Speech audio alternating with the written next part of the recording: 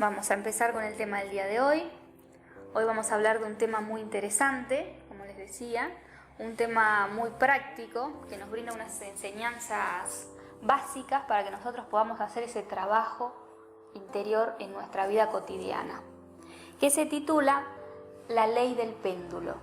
Esta conferencia entonces nos habla de una ley, de un principio, de una constante universal que rige tanto la naturaleza como nuestra vida, como la vida de todos los seres humanos, y que produce orden, equilibrio, justicia y armonía, tanto en la naturaleza como en la vida de cada uno de nosotros, que produce lo que es el movimiento y el ritmo de la vida, a partir de una sabiduría superior, ¿sí? Que podemos decir que es la sabiduría del Creador, que organiza y que ordena toda su creación.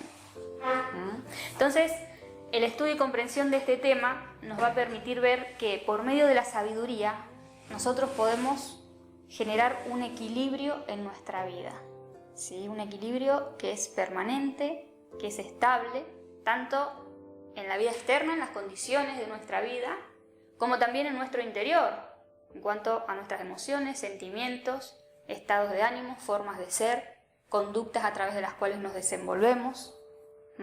Un equilibrio, como les decía, permanente, que no oscila y que por lo tanto evita lo que es el sufrimiento que produce la oscilación que condiciona esta ley. Entonces, para comprender lo que es la ley del péndulo, primeramente tenemos que estudiar el principio de la dualidad, porque esta ley funciona a partir de los fenómenos duales de la naturaleza. Entonces, ¿qué es la dualidad? Decimos que la dualidad es la condición bipolar que caracteriza a la naturaleza, o sea que también es un principio y una realidad de la naturaleza. La naturaleza se expresa a través de fenómenos duales, a través de polos opuestos, positivo y negativo, que a la vez hacen siempre parte de una misma unidad. Entonces, si nosotros observamos la naturaleza, vamos a poder ver cómo esta se expresa a través de polaridades opuestas, como lo es el día y la noche. Encontramos el día con todas sus características y también encontramos la noche, un polo positivo y un polo negativo. Encontramos el verano y encontramos también el invierno, el calor y el frío. Encontramos la claridad y la oscuridad. Encontramos en la naturaleza lo masculino y también encontramos lo femenino, polaridades opuestas de lo que es la sexualidad. Encontramos lugares que quedan cerca, ¿sí? Y lugares que quedan lejos, lo cercano y lo lejano. Y también encontramos lo alto y lo bajo, lo grande y lo pequeño. Y así sucesivamente. Entonces, como podemos ver, la naturaleza se expresa a través de fenómenos duales. Y la vida también es una experiencia dual, o sea, ese experimento en el que todos estamos metidos, esta tercera dimensión en la que nosotros vivimos, es dual, porque en la vida encontramos lo bueno y también encontramos lo malo. La vida es un escenario, una experiencia en la que nosotros podemos degenerarnos, y es fácil degenerarse, ¿no? Desarrollar vicios, hábitos, tendencias, costumbres involutivas, ¿sí o no? Sí.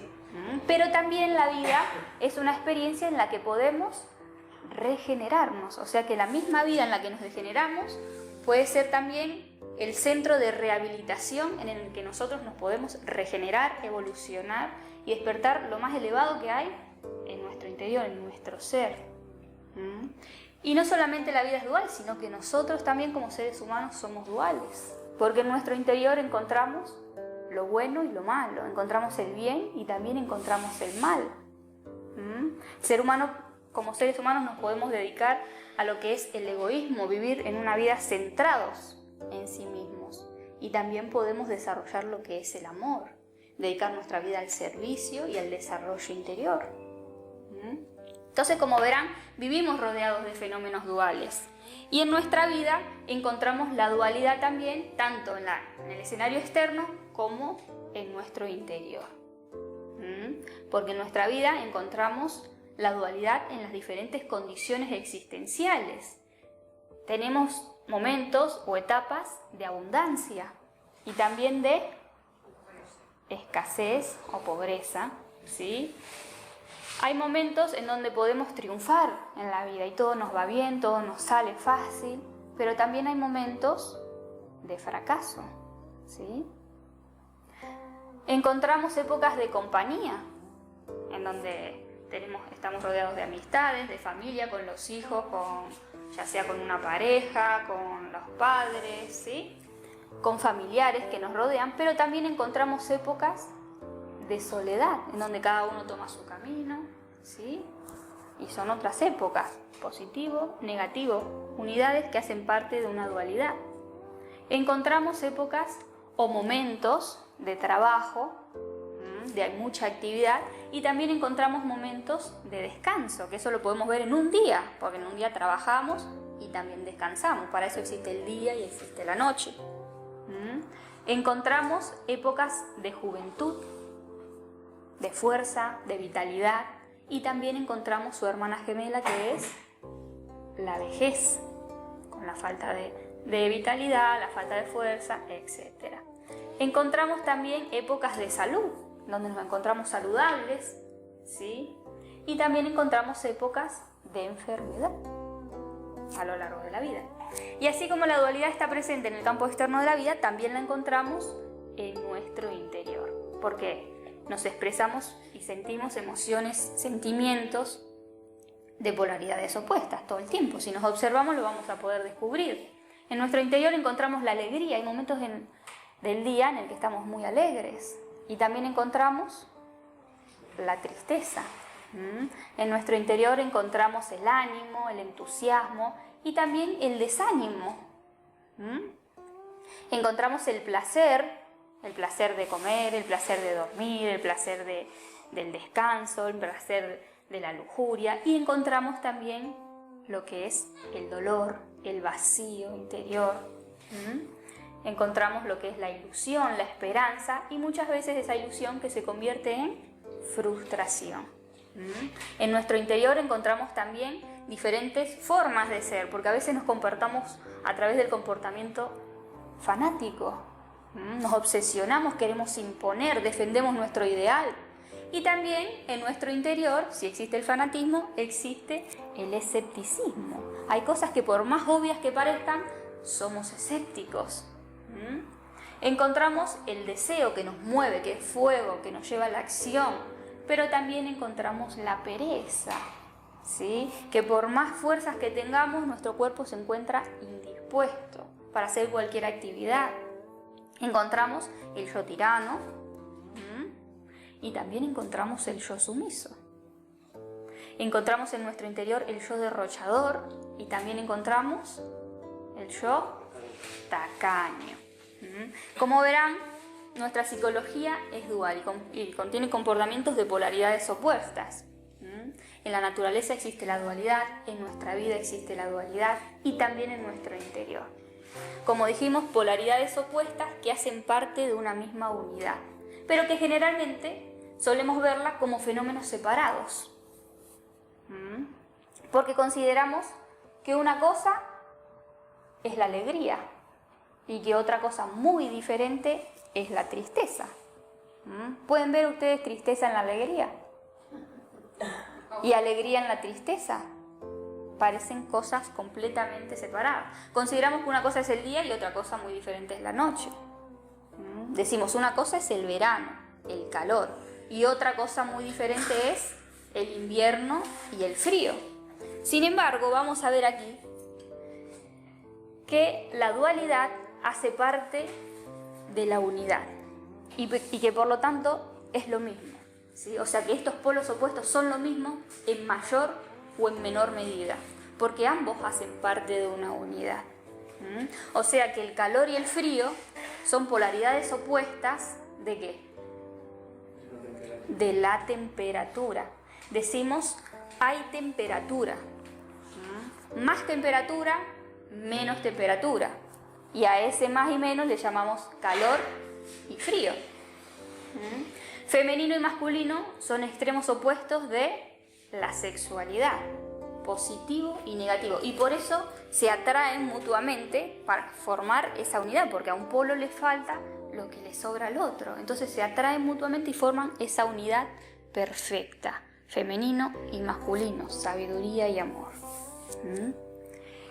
Y lo cercano y lo lejano son extremidades opuestas ¿de qué fenómeno? De la distancia. ¿Sí? Entonces decimos, hay distancia. Sí, este lugar queda más lejos, este lugar queda más cerca, pero en realidad eso que parece muy diferente una cosa de la otra no es otra cosa que distancia. Así como alegría y tristeza son polaridades opuestas ¿de qué? Del estado de ánimo. Y placer y dolor de la sensación. Tengo una sensación, siento una sensación en el cuerpo, que puede ser placentera o que puede ser dolorosa, pero en sí es una sensación. Y fanatismo y escepticismo, y el yo tirano y el yo sumiso, son polaridades opuestas ¿de qué? De las formas de ser de una persona, lo que llamamos yoes. O sea, en un momento me inclino a comportarme de una manera y en otro momento me puedo comportar completamente opuesta, dependiendo, bueno, ahora vamos a ver del estímulo externo, de la persona que tenga enfrente, etc. Pero en sí es una forma de ser, un patrón de conducta que yo he desarrollado para desenvolverme. Entonces, como podrán ver, un polo no puede existir sin su opuesto. ¿Por qué? Porque dijimos que son lo mismo, en mayor o en menor medida. Y por lo tanto dependen mutuamente para existir. Y son relativos. ¿Por qué? Porque hoy hace calor o hace frío. A ver. ¿Qué dicen ustedes? Calor. Calor. Para mí una temperatura ideal. No del medio. Yo estoy en la... Ella está helada, mira. Si decimos que hace calor es porque lo comparamos con un día que hace más frío. Entonces decimos hay calor, y aparte porque sabemos que estamos en verano. Si decimos que hoy está fresco, que para mí hoy también está fresco, es porque lo comparo con el día de ayer que fue más caliente y con los días que se vienen más adelante. Entonces digo, hoy está un día templado, fresco, como dicen Carni, un día ideal. Pero, ¿qué es en realidad el calor y el frío? Es la temperatura extendiéndose hacia un extremo o hacia el otro. Y entonces lo que hoy es frío se puede convertir en calor, ¿sí? Y lo que hoy es calor se puede convertir en frío dependiendo con lo que lo comparemos. Si viene una persona de Burgos, ¿qué nos va a decir? Oh, acá hace calor. Y yo digo, no, hoy está fresco. Para mí hoy está frío. ¿Por qué? Porque conozco otras temperaturas más calientes. Entonces el frío se puede convertir en calor, el calor se puede convertir en frío. Son lo mismo, en mayor o en menor medida, extendiéndose hacia un extremo o hacia el otro. Entonces, comprendiendo esto, que es la base de la dualidad, que nos dice que la dualidad hace parte de una unidad, vamos a poder comprender ahora lo que es la ley del péndulo. La ley del péndulo viene siendo esa fuerza invisible que mantiene en movimiento oscilatorio a todos los fenómenos duales de la naturaleza.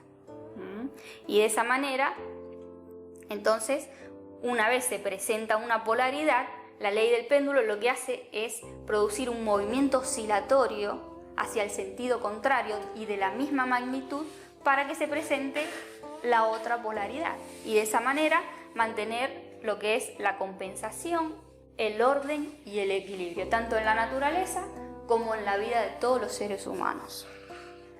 Como bien vimos, la naturaleza es dual, encontramos polaridades positivas y negativas.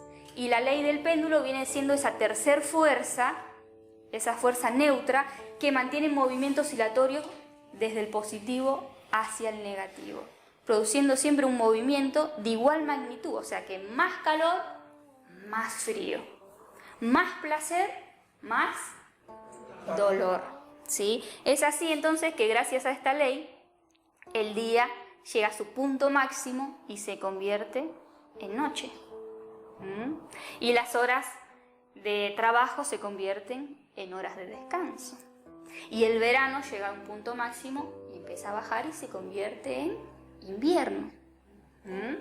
Y la juventud oscila también a la vejez. Y la vida va del nacimiento a la muerte. Y en el transcurso de la vida tenemos experiencias de placer que oscilan al dolor, de alegría y de excitación extrema que oscilan a la depresión y a la tristeza, de ánimo, de ilusión que oscilan a la frustración y al desánimo, y así sucesivamente, de un polo hacia el otro. Esta ley busca compensar, generar orden y generar equilibrio en la vida de todos los seres y en la naturaleza misma. Entonces, mientras nosotros no tengamos sabiduría para hallar el equilibrio por nosotros mismos, ¿sí?, tanto en las condiciones externas de nuestra vida como en nuestro interior, ¿sí?, en nuestros estados anímicos, en nuestras formas de ser, tendremos que pasarnos oscilando de un extremo al otro para buscar ese equilibrio, pasando del placer al dolor, de la alegría a la tristeza, del ánimo al desánimo, y así sucesivamente. ¿Por qué? Porque es nuestra ignorancia la que nos lleva a buscar el polo positivo, sin tener en cuenta que no nos podemos permanecer ahí de una manera estable, porque la ley, ¿qué hace? Llevarnos a experimentar el otro polo. Entonces, ¿por qué tendremos que buscar el equilibrio por nuestra propia cuenta, por nosotros mismos, si dijimos que la ley se encarga de producir ese equilibrio? Bueno, para evitar esos cambios bruscos de sufrimiento y de... Claro. Entonces, ¿cuál es la diferencia entre hallar el equilibrio por nosotros mismos a dejar que la ley genere ese equilibrio en nuestra vida? Porque podemos evitar esos picos. Exactamente. Que la ley produce el equilibrio naturalmente por medio de una sabiduría superior, así como lo produce en la naturaleza y hace que el día se convierta en noche, ¿sí? Entonces nuestra vida hace que el placer, se convierta en dolor, ¿sí? Pero para producir ese equilibrio hace que nosotros estemos oscilando siempre de un extremo al otro, y en esa oscilación el sufrimiento es inevitable. Entonces, por medio de la sabiduría, nosotros podemos hallar el equilibrio evitando los extremos, evitando esa oscilación que nos lleva del positivo al negativo, y encontrando entonces el punto medio, el punto justo de todas las cosas. Y evitando, por supuesto, lo que es el sufrimiento que nos hace experimentar ese polo negativo. Entonces, a través de la sabiduría nosotros podemos vivir una primavera eterna, en donde no hay calor, pero tampoco hay frío, sino que está la temperatura perfecta simbólicamente. Y en la primavera no solamente está la temperatura perfecta, sino que hay flores, hay colores, hay armonía en la naturaleza, hay virtud. En la sabiduría hay virtud. Y también hay equilibrio, y también hay orden, también hay compensación.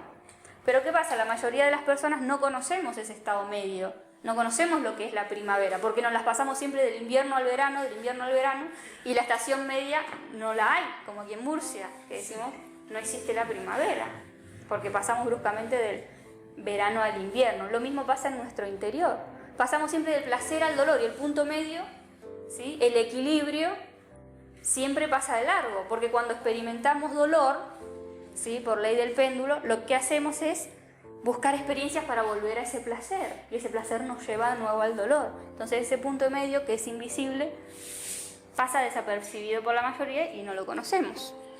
Entonces, para perder la fe en lo que son los extremos, vamos a ver las constantes de esta ley, o sea, las características de esta ley. ¿Qué nos dice esta ley? En un primer punto nos dice que todos los extremos son impermanentes. ¿Qué quiere decir? Que son pasajeros, que son inestables, que no podemos permanecer en ningún extremo, ni de un lado ni del otro, por más que uno quiera permanecer. Así como el día dura unas determinadas horas y no podemos sostener el sol para que el día sea más largo, no, el día se convierte en noche. Segundo, todos los extremos son incompletos. A un extremo le falta lo que le sobra al otro. Por lo tanto, en ningún extremo se puede encontrar la condición plena. Ni en el extremo positivo, ni en el extremo negativo. Porque si hay una falta o si hay una escasez, hay un desequilibrio. Entonces, la condición plena se encuentra en el punto medio, en donde nada sobra, pero tampoco nada falta.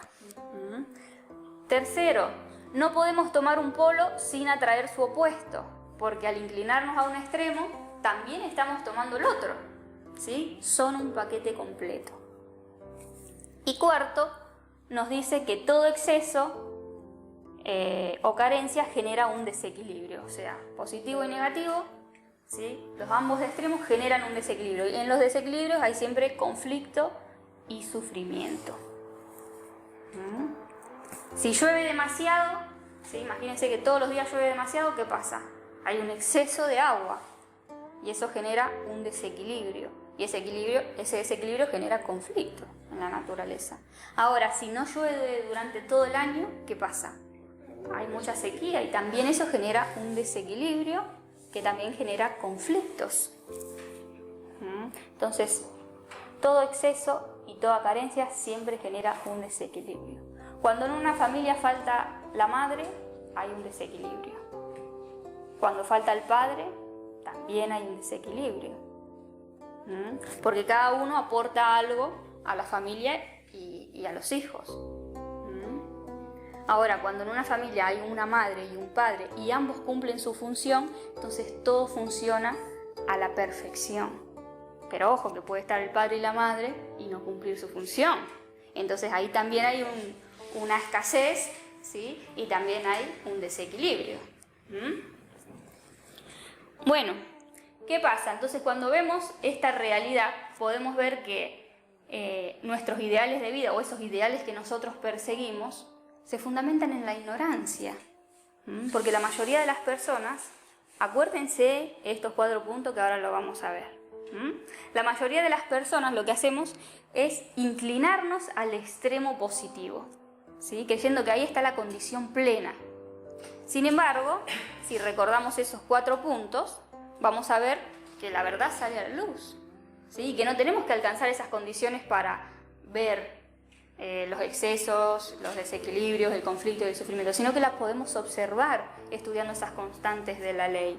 La mayoría de las personas entonces creemos que la felicidad y la condición plena la vamos a alcanzar en el extremo positivo de triunfo, de riqueza, de poder, de fama, de belleza, etc.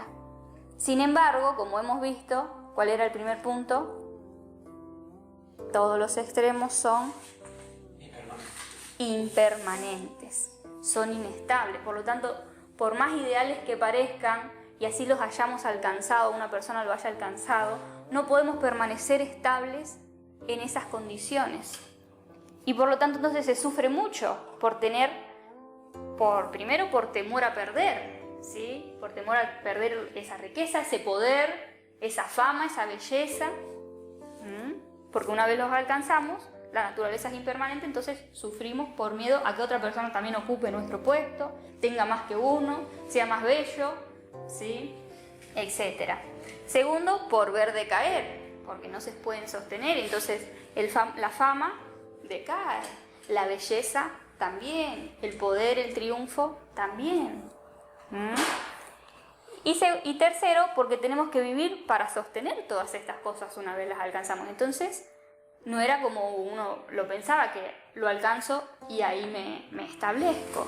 ¿Sí? Entonces hay que vivir trabajando para sostener todas estas cosas. La belleza hay que sostenerla, la fama, el poder, el triunfo, la riqueza también. Entonces ahí nos encuentra la condición plena de felicidad. Segundo, ¿qué nos decía esta ley? Que son incompletas. Entonces a un extremo le sobra lo que al otro le falta. Al rico, ¿qué le sobra? Dinero. ¿Pero qué le falta del otro extremo? Le falta tiempo, le falta tranquilidad, le falta muchas veces sensibilidad para valorar todo lo que tiene, porque es una persona que las personas que todo lo tienen son insensibles y quieren más, ¿sí? Muchas veces sufren por vacío existencial.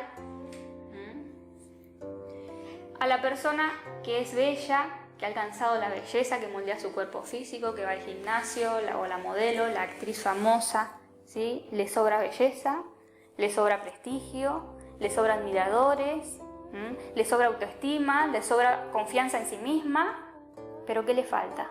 Le falta humildad, le falta sencillez, le falta sensibilidad, ¿sí? Le falta ser muchas veces madurez también, muchas veces valores, porque cuando una persona solamente se enfoca en su apariencia externa, entonces deja olvidado lo interior. Al famoso lo mismo, le sobra que admiradores, personas que lo reconozcan, pero le falta libertad, le falta tiempos de soledad, le falta intimidad, le falta ser uno mismo, porque un famoso, imagínense que tiene que vivir actuando para agradar a los demás. Entonces no puede ser una persona sincera, auténtica, ¿sí? Entonces no puede estar la felicidad en ese extremo, porque le falta lo que tiene el otro, porque es incompleto. Otra característica que decíamos, que todo exceso y escasez genera siempre conflictos y sufrimiento, y en estas condiciones también. Porque tanto la condición de riqueza, de poder, de belleza, de fama, vincula a las personas con problemas, ¿sí? De envidias, de abusos, de amistades que son falsas por conveniencia, ¿sí? Etcétera. Y por último decíamos que todo extremo tiende siempre a oscilar y a convertirse en su opuesto, o sea, en la otra condición que no queremos experimentar, ya sea en esta existencia o en la próxima. Tarde o temprano siempre termina oscilando. Y por eso en la vida podemos ver que siempre existen condiciones opuestas. Hay personas ricas y hay personas pobres, ¿sí? Hay ciudades y lugares, países que ricos y pobres. Y gracias a la ley del péndulo, entonces las personas oscilan de un extremo al otro. Eso es obvio, ¿sí? No es casualidad, no es castigo, sino que muchas veces también por karma, las personas que llegan al extremo positivo hacen pasar a las otras y hacen vivir la condición del otro polo, porque el que triunfa depende del que fracasa, el bello depende del feo, el rico depende del pobre. Entonces, al hacer pasar a las otras personas por esa condición, por karma, tenemos que oscilar también a la condición opuesta, que no queremos experimentar. Y lo mismo pasa con las emociones y los sentimientos, porque la mayoría de las personas lo que hacemos es entregarnos y buscar esas experiencias de placer, ¿sí? Al comer, al dormir, en la sexualidad, en la lujuria, de euforia, de excitación, de esperanza, de diversión, etc. Todos buscamos siempre esas experiencias, ¿sí o no? Porque consideramos que ahí está la felicidad, en ese evento, en el fin de semana ver el partido, en comer eso que me gusta, en planearlo, en hacerlo, en el cuando descanse, etc. Y tratamos de evitar las opuestas, ¿sí? El polo negativo, la depresión, el dolor, la tristeza, el vacío, el aburrimiento, etc. Sin embargo, como hemos visto, al tomar un polo, también estamos tomando su puesto. Entonces no podemos evitar todas las emociones y los sentimientos negativos, del polo negativo, si nos entregamos al positivo. Porque como dijimos, son una misma cosa. Y el positivo es el que engendra al negativo. Entonces, es la euforia, la alegría de la fiesta lo que genera el dolor y el vacío al otro día. Lo que dicen la resaca, ¿sí? El aburrimiento, el malestar. Es el placer que uno experimenta en el descanso, en el dormir, ¿sí? Lo que nos lleva a experimentar la pereza al tener que hacer cualquier actividad que no nos gusta luego.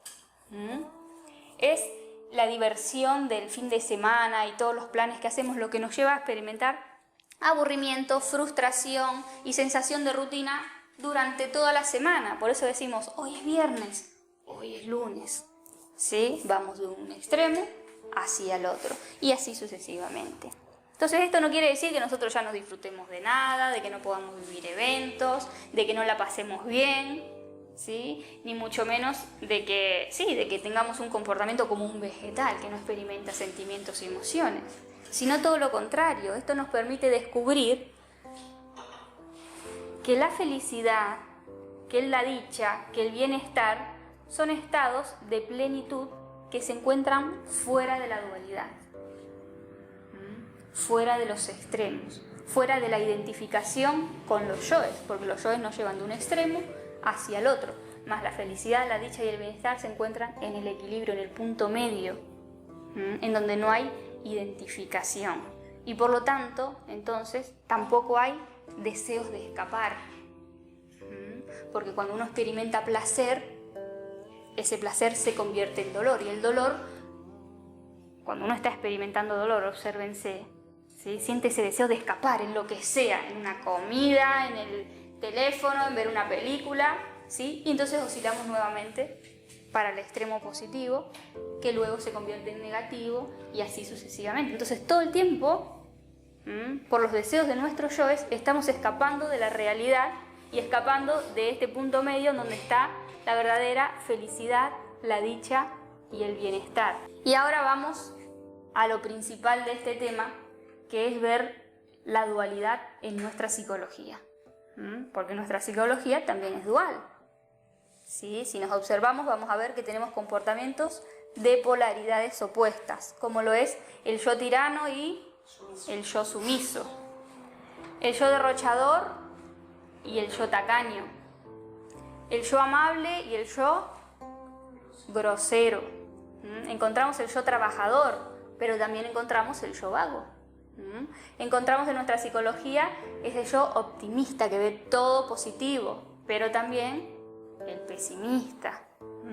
Encontramos el orgullo, ¿sí? ese yo que se siente orgulloso, y también encontramos el yo humillado, que se siente humillado, que se siente menos, etc. Como decíamos, nuestra psicología es dual, pero la mayoría de las personas consideramos tener comportamientos de un polo, nada más, y no del otro. ¿Sí? Cuando nos describimos a nosotros mismos, nos describimos ya sea de este lado o del otro. Decimos, sí, soy una persona derrochadora, me gusta gastar, soy una persona sumisa, soy una persona trabajadora, me gusta mucho el trabajo, soy una persona muy optimista en la vida.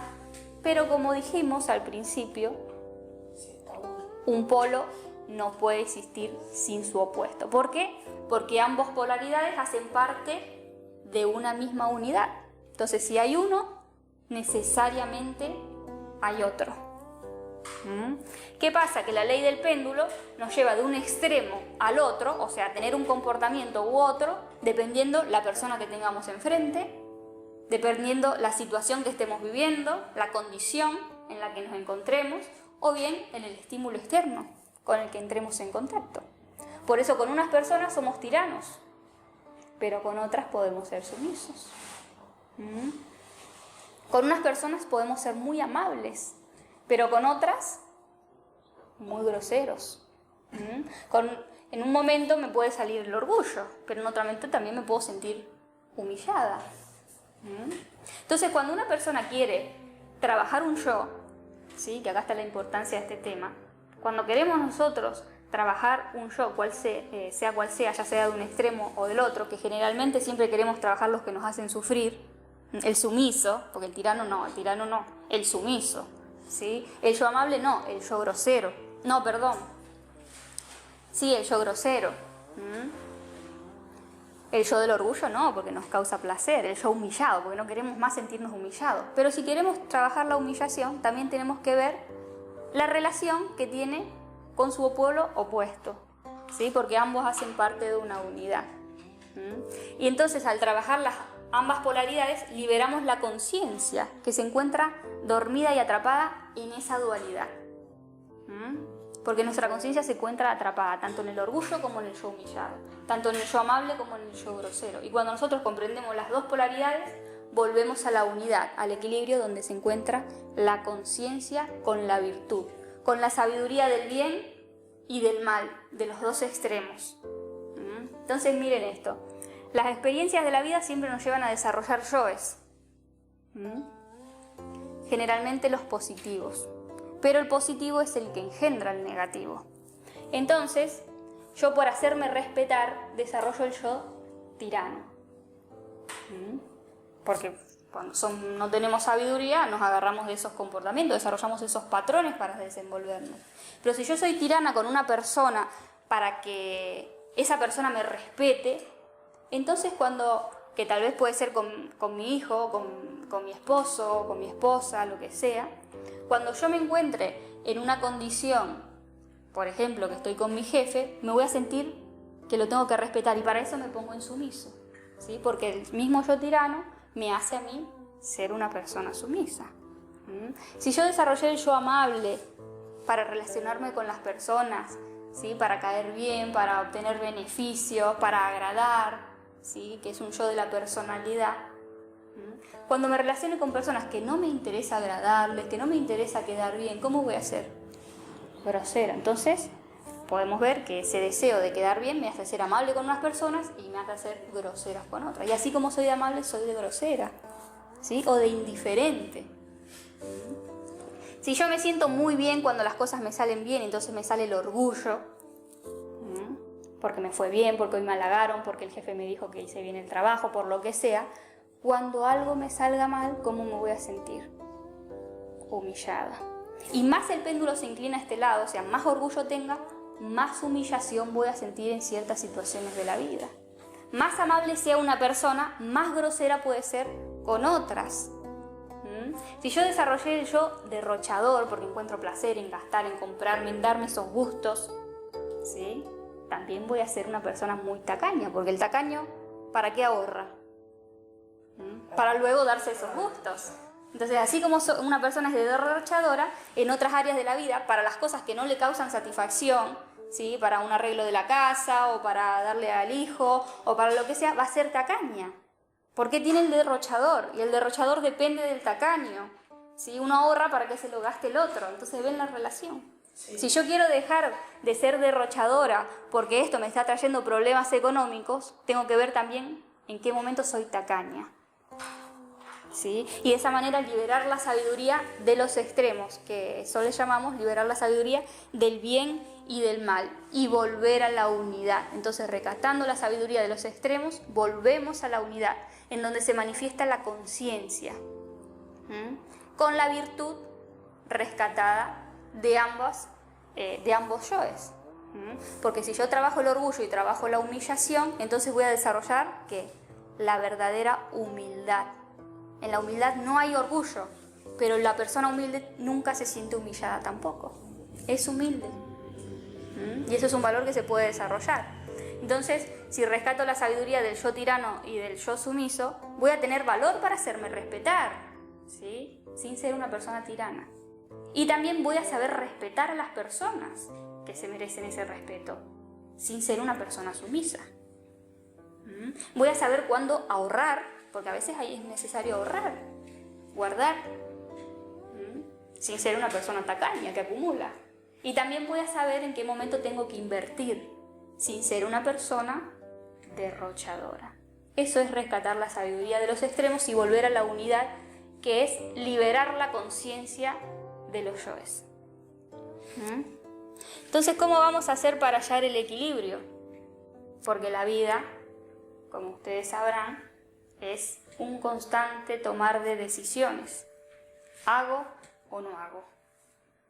¿Hablo o callo? ¿Voy o no voy? ¿Le digo esto a esta persona o mejor me lo guardo? ¿Qué hacer? ¿Qué hacer? ¿Cómo saber? ¿Sí? Porque no existe un manual que nos diga en cada momento qué hacer. Para eso necesitamos ¿qué?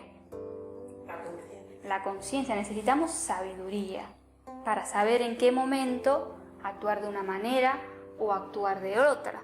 ¿Sí? La sabiduría es lo que nos permite a nosotros compensar, o sea, compensar con la acción justa en cada momento de la vida, responder con la exigencia que la vida nos está exigiendo en cada momento, ¿sí? Saber compensar el hambre sin caer en la gula. Qué difícil. Tenemos que saber compensar, porque hay que comer, pero también está el yo de la gula. Entonces, mantener el equilibrio es saber hacer una justa compensación en ese momento, en donde nada falta ni tampoco nada sobra. Tenemos que compensar el cansancio sin caer en la pereza.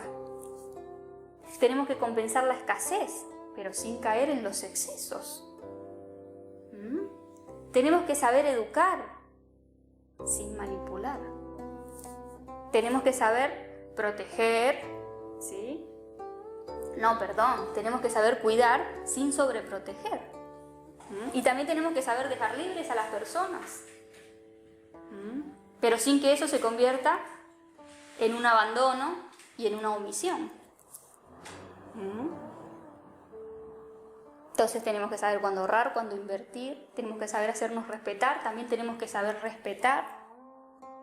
Y eso es hallar el equilibrio. Ahora, para hallar el equilibrio, entonces tenemos que ver, observarnos y trabajar sobre todos los yoes que nos inclinan a los extremos, como la gula, que nos inclina a un extremo, como la pereza, como la ambición, que nos lleva a los excesos, como el yo tacaño y el yo derrochador, como vimos, el yo sumiso y el yo tirano, como el yo del orgullo, como el yo vanidoso. Todos los yoes nos inclinan siempre a los extremos y nos hacen perder el equilibrio. El equilibrio, que es un punto medio, que es un punto invisible, ¿sí? Porque todo funciona a la perfección. Cuando uno sabe compensar, cuando uno comió lo justo, ¿cómo quedó? Perfecto. Pero ese punto pasa desapercibido, es invisible, porque todo funciona ahí a la perfección. Cuando me doy cuenta que me salgo del equilibrio es cuando me inclino a los extremos. Decimos siempre como la salud. Cuando uno tiene salud, ¿qué pasa? Está gozando de su salud, pero no se siente la salud como felicidad. Pero cuando la pierdo, ahí sí me doy cuenta. Lo mismo pasa con el punto medio y con el equilibrio. Entonces, como verán, el equilibrio es el resultado de todo un trabajo interior. A medida que nosotros vamos trabajando sobre cada detalle en nuestro interior, entonces vamos obteniendo la sabiduría para poder hallar el equilibrio y para saber inclinarnos a un extremo o al otro, pero sin comprometernos con esos extremos y permanecer siempre en la unidad, en ese estado de bienestar, ¿sí? En donde solamente hay compensación. Y como les decía, un estado en donde no hay deseos de escapar y en donde uno puede permanecer atento, viendo los yoes que nos buscan inclinar, ¿sí? Pero si sabemos negarnos y aplicar las herramientas del autoconocimiento, entonces podemos mantenernos ahí. ¿Vale? ¿Qué preguntas, qué dudas quedan?